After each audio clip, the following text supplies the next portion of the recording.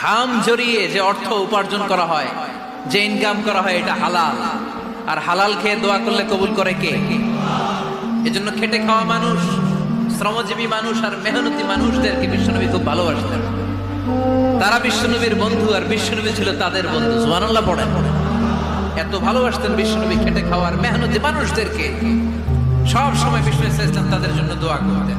এজন্য যারা খেটে খায় তারা কপালওয়ালা, তারা মুস্তাজাবুদ দাওয়া। তারা কি? মুস্তাজাবুদ দাওয়া মানে এমন ব্যক্তি যে ব্যক্তি দোয়া করতে দেরি হয় কিন্তু দোয়া কবুল হতে দেরি হয় না। এটা ফেসবুকে দিব একে ঠিক এভাবেই তোমার ফেসবুক তাকাও।